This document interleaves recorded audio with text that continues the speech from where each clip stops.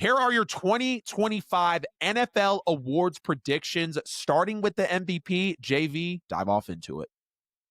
Yeah, it's become a quarterback award, right? So I'm not even going to entertain running backs, receivers. Jamar Chase got the Triple Crown last year, and I don't even think he was considered, right? So I'm going quarterback, and for me, it's between Mahomes, Lamar, and Josh Allen again. It's a three-headed race in my opinion, but I will give you a sleeper just because I think it's boring to keep repeating the same names.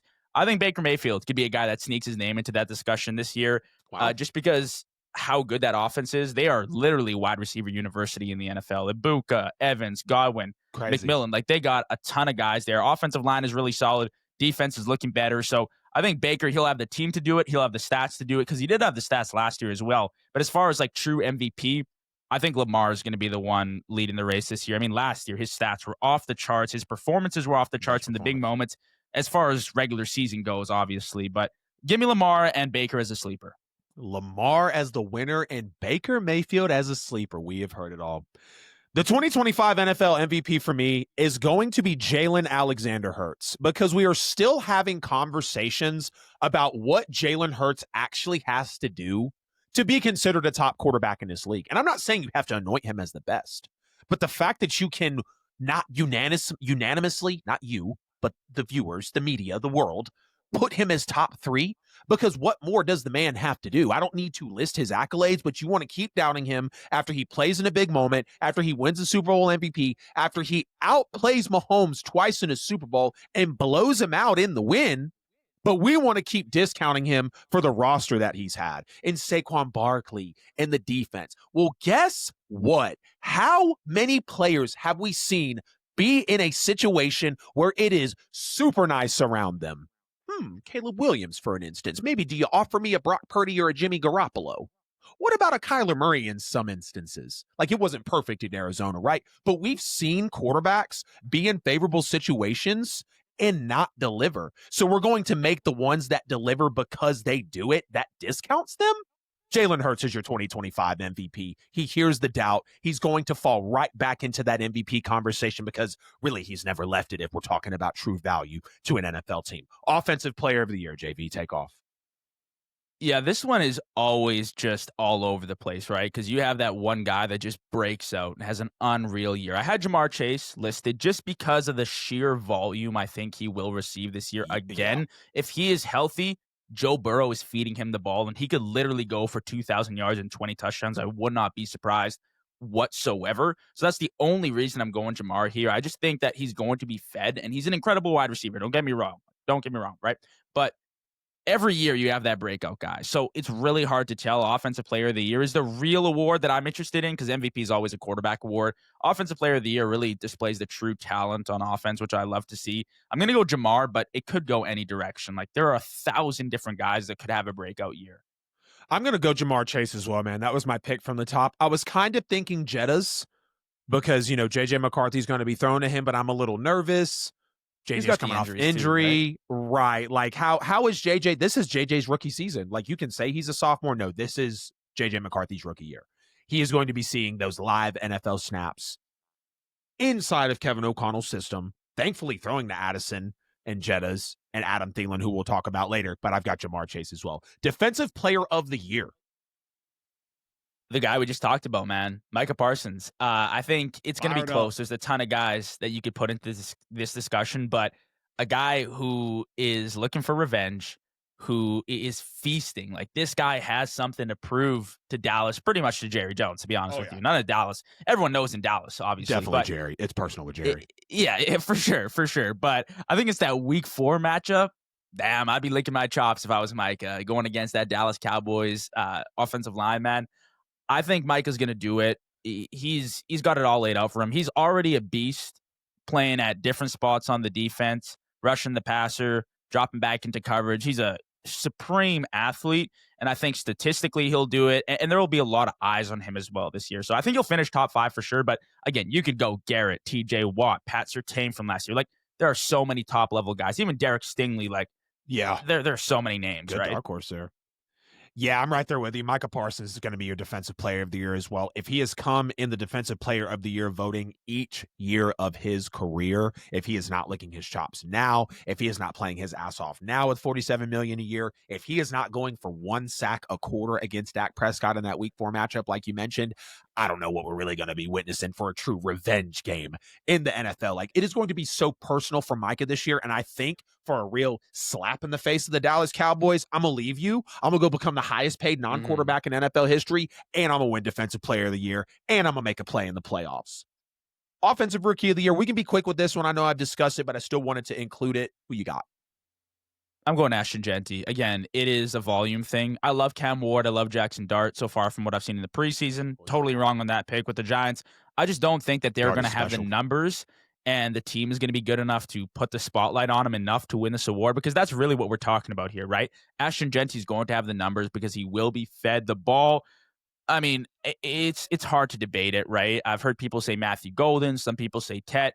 I think Ashton Genty truly does have that spotlight on him this year, and with the carries he gets, with the volume he will receive, Oh, yeah. that's your offensive rookie of the year. Yeah, Pete Carroll is going to absolutely feed Ashton Genty. And if it's not Ashton Genty, I'm going to come in here with Cam Ward, clearly the number 1 overall pick, one of the best players in the draft. The talent at the quarterback position is crazy. He's got Calvin Ridley. He's got Eli Manor. He's got Xavier Restrepo. He has Brian Callahan fully buying in and building around him. But I agree with you. If we are talking about a production standpoint, Genty could definitely get the nod there. I'm going to stick with Cam Ward, though. Defensive Rookie of the Year, I feel like it's one guy and one guy only, but I'm interested to see who you bring to the table. Yeah, it's obviously Abdul Carter, but I'm going to just scrap it and say somebody different because just for the sake of the show, obviously. I like Will Johnson out of Arizona. Slid in the draft, but I think he's a lockdown guy. They steal of the draft, believe me. He shouldn't have fell that far, and Arizona's got one of the top, if not the top cornerback in the draft. I think he'll start immediately. And if he can battle through injuries, whatever he's got or whatever he had, if he could play a full season, I think he'll be a lockdown corner for that secondary. But obviously the number 1 pick is Abdul Carter, right?